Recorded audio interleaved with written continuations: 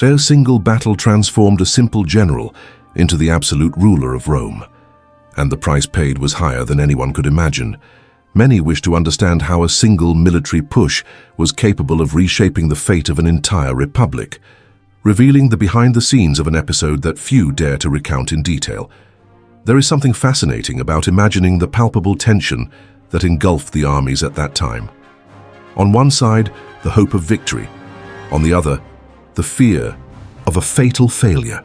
This atmosphere of uncertainty awakens an immediate connection, as it brings to light the reality of how courageous decisions can alter the course of history and open previously unimaginable paths. In every moment of this narrative, it becomes clear that there is a deep pain, the imminent collapse of lives, dreams, and reputations. But there is also a solution: to uncover the strategies, resilience, and leadership virtues that elevated Julius Caesar as the great architect of his time. And it is precisely to reveal these exciting details that this account was created. Roman wars have always been marked by political transformations and figures that emerged as legends. After Pompey's death, the Optimates, supporters of a traditional aristocracy, reorganized their forces in North Africa. In that same scenario, Julius Caesar found himself faced with an opportunity to annihilate the resistance that stubbornly stood in the way of his absolute power. The terrain was hostile. Juba, king of Numidia, joined forces with the Optimates to try to contain Caesar's advance. This alliance established a considerable barrier, as the tactical skills of the opposition Romans were bolstered by territorial knowledge and relentless Numidian cavalry. All of this pointed to a long, drawn-out campaign, but Caesar was not easily intimidated. Caesar's arrival on the African coast was marked by chaos. A storm scattered his fleet, and he landed with only 3,000 infantrymen and 150 cavalry, an extremely reduced number to confront larger armies. Despite this, the Roman general did not retreat. His experience in battles and his reputation as a brilliant strategist propelled him to make bold decisions. Before engaging in any major conflict, Caesar tried to establish dialogues with the cities in the region, but Adrumeto showed strong opposition. The negotiations stalled, and to aggravate the situation, supplies were running low. Hunger and despondency threatened to disrupt the discipline of his troops, who had just suffered from the fury of the sea. The secret to victory, however, lay in the ability to adapt. Each camp setup and every coordinated movement were part of a complex containment maneuver. Caesar believed that keeping the morale of his men high was as important as immediate territorial gains.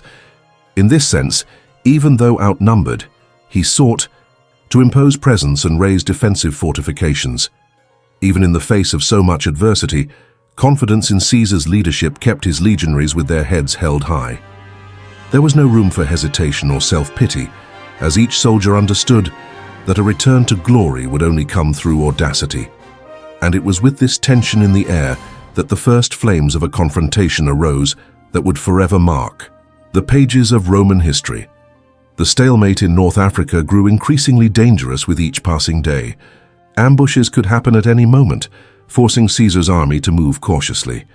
In this tangled web of risks, the seed of a forthcoming challenge solidified, a trial by fire that would erupt almost fatally for the Romans. Ruspina became a vital support point. Upon landing in relatively safe conditions, Caesar set up his headquarters to organize his troops and seek supplies.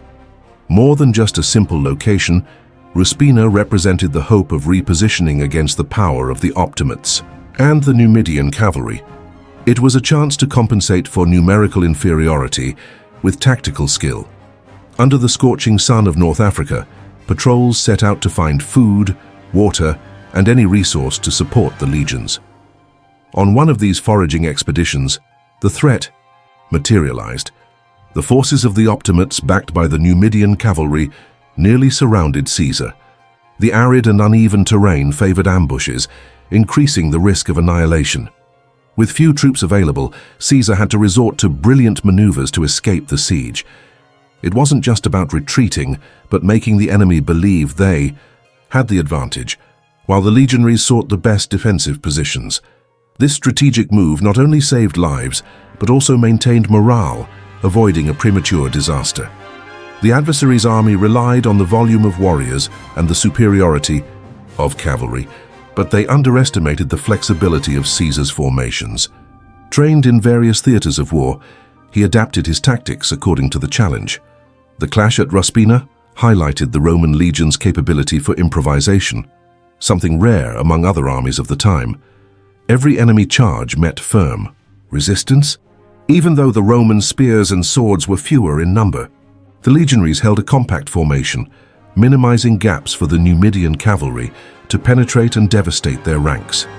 The dust raised by the hooves of the horses and the heavy footsteps of the soldiers created a suffocating and chaotic environment.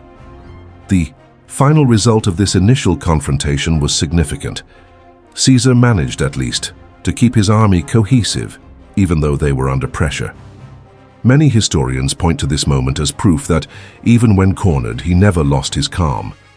It was the ability to turn setbacks into opportunities, to keep the flame of hope for victory alive. The atmosphere of tension persisted in Ruspina. There was a portent of even greater battles, and each legionary felt in the air that new chapters of a decisive conflict were about to unfold. The prospect of reinforcements was approaching, fueling the desire for revenge and preparing the ground for a resurgence that promised to completely alter the scenario. The arrival of the 13th and 14th legions, along with the eagerly awaited supplies, radically changed the tide of events. This reinforcement not only increased Caesar's firepower, but reignited confidence, showing that Roman wars were scenarios where persistence could overcome any obstacles. Even the vast alliance between the Optimates and Numidia would feel this renewed pressure. The reception of the new units was triumphant. The troops already in Ruspina saw immediate relief, especially regarding food and equipment provisions. But more than resources, these reinforcements brought renewed energy. The feeling of being alone against the world disappeared, replaced by a collective strength capable of challenging any rival army. In no time, Caesar organized reconnaissance attacks to study the enemy positions. The strategy was clear: take advantage of skirmishes to measure adversary weaknesses and simultaneously improve coordination between the veteran legions and the newly arrived ones. Each small victory or supply location contributed to strengthening logistics and morale. The turning point came when the enemy cavalry was caught off guard in an ambush. In this action, Caesar employed a pincer attack, combining mounted forces and infantry to trap a significant part of the opposing contingent. The Roman expertise in forming a cohesive battle line, combined with the precision of the archers, quickly dismantled the resistance. The psychological effect of this smaller victory had an invaluable weight. For the first time, Pompey's defenders and their allies realized that even when outnumbered, Caesar's army could gain the upper hand. The routine of constant threats gave way to the concrete possibility of a strategic retreat, generating uncertainties among the Optimates' leaders. From this moment on, Caesar began capturing key points, such as the fortress of Uzita. The intention was to suffocate the support groups surrounding the main enemy forces, undermining their ability to react on a large scale. Little by little, the siege tightened around Metellus Scipio and King Juba the Fan, who began to see themselves without easy exits.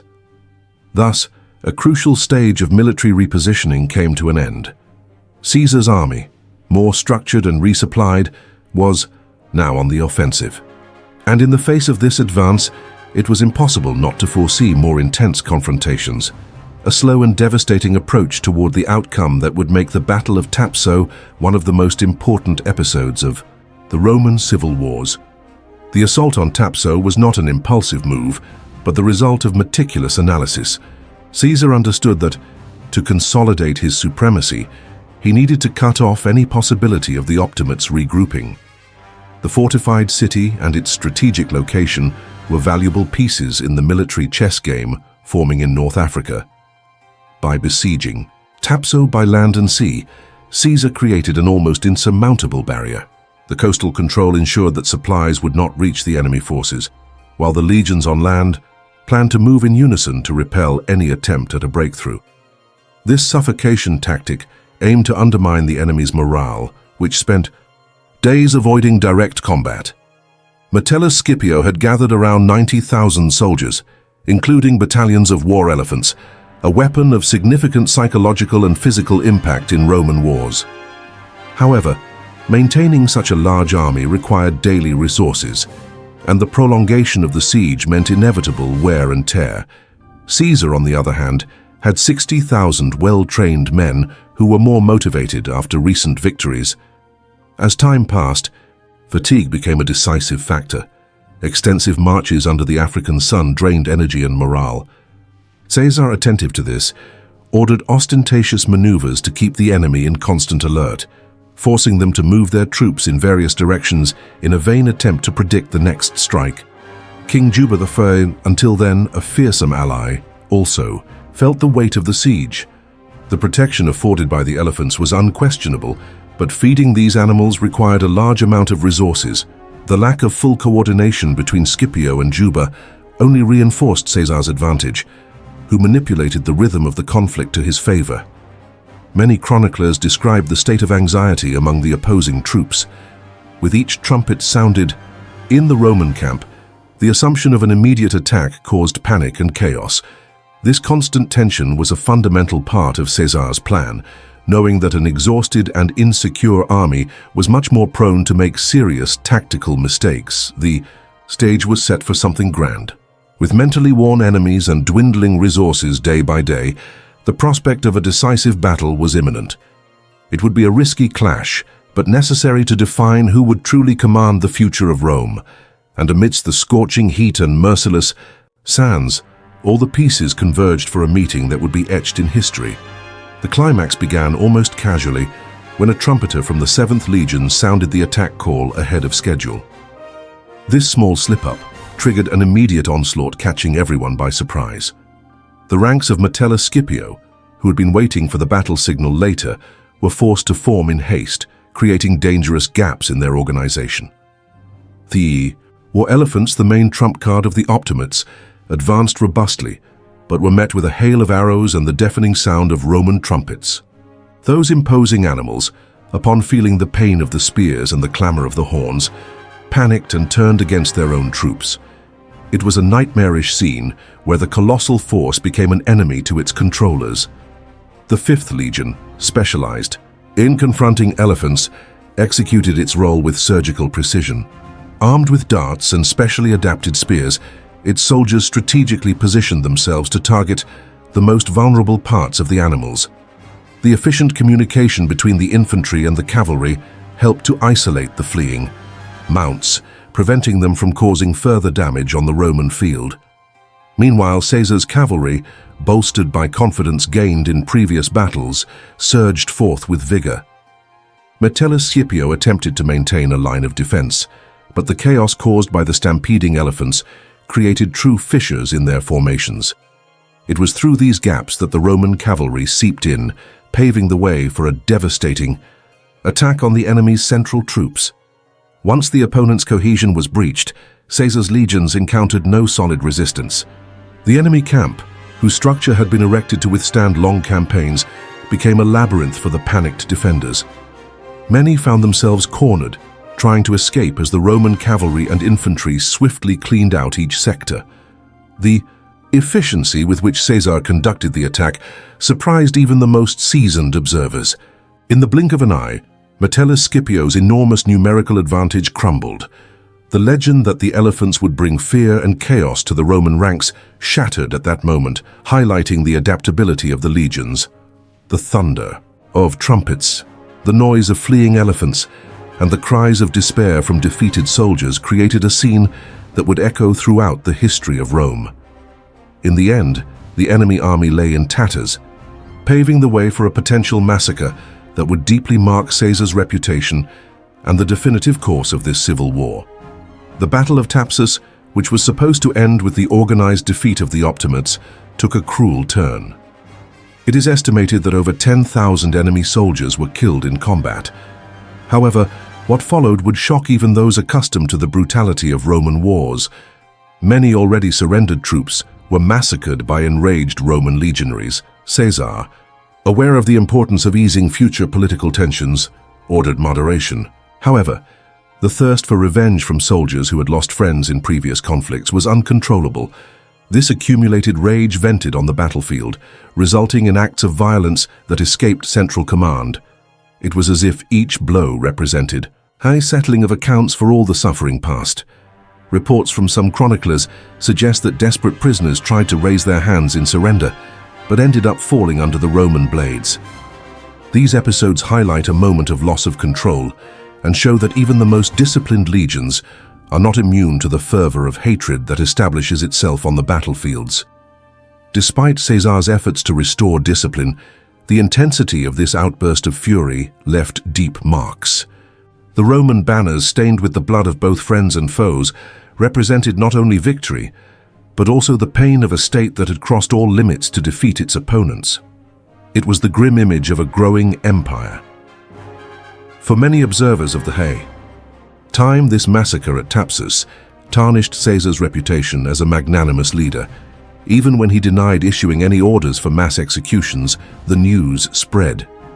The scars of this episode intensified rivalries and planted seeds of resentment that would later bloom. The emotional turmoil amid triumph also served to remind everyone of human volatility. Those who felt secure in the protection of a victorious army realized that it only took a spark of resentment for everything to degenerate into chaos.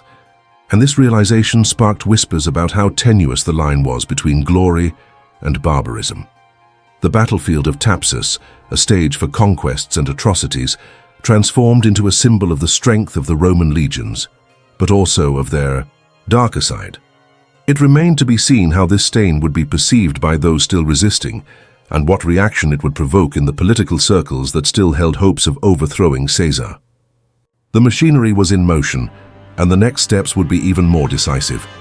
With the capture of Tapsus, Caesar wasted no time in moving on to Utica. There, Cato the Younger, one of the main symbols of republican resistance and Stoic philosophy, took his own life upon hearing the news of Caesar's victory. This suicide echoed throughout Rome, as Cato represented moral integrity and unshakable conviction in a republican system. Other prominent names, such as Juba the Fir, Petreius, Metellus Scipio, and Afranius, also faced tragic fates. Some committed suicide to avoid disgrace. Others were captured and executed. The dissolution of this political and military elite marked the final collapse of the faction that once supported the Pompeian cause, paving the way for Caesar to consolidate his regime. Tito, Labieno, and the sons of Pompey, however, managed to escape to Spain. Although defeated in Africa, they still held hopes of reorganizing a new front. It would be in the Iberian Peninsula that the last gasps of resistance would take shape, culminating in the Battle of Munda. The feeling was that the civil conflict was not yet completely resolved. In Rome, the news of victory at Tapsus was received with relief by some and fear by others. Amid the celebrations, some wondered about the type of government that would emerge from then on. The Republican reference of independent senators and consuls was about to be replaced by centralized leadership, personified in Caesar. Politically, the triumph at Tapsus represented the coronation of Caesar's personal power. A man who, against all odds, survived conspiracies, storms, and ambushes, now rose as the uncontested Lord of Rome. For some, he was the prototype of a military and political genius. For others, a dictator dangerously nearing tyranny. The streets of Rome buzzed with rumors and promises. The glory of a victorious commander was celebrated, but there were whispers of fear that this absolute power could ruin the liberties of the Republic. The seed of a tragic outcome was sown in fertile ground as Caesar reaped the fruits of his greatest conquest. The Battle of Tapsus thus marked a point of no return. The Optimates' dream of restoring the ancient order proved unviable. Caesar demonstrated that his leadership in the Roman wars exceeded all expectations, making him capable of rewriting rules and determining new courses for Roman civilization. One chapter closed, but the larger plot still held dramatic surprises. The Battle of Tapsus rewrites Rome's destiny by showing that willpower and strategic intelligence can change history irreversibly. Caesar, even in the face of immense setbacks, united his army. navigated unforeseen challenges and proved once again why his name would echo through the centuries as synonymous with power. This victory, while grand, did not fail to expose the harshness of Roman wars and the consequences of a thirst for dominance that often overshadowed moral values.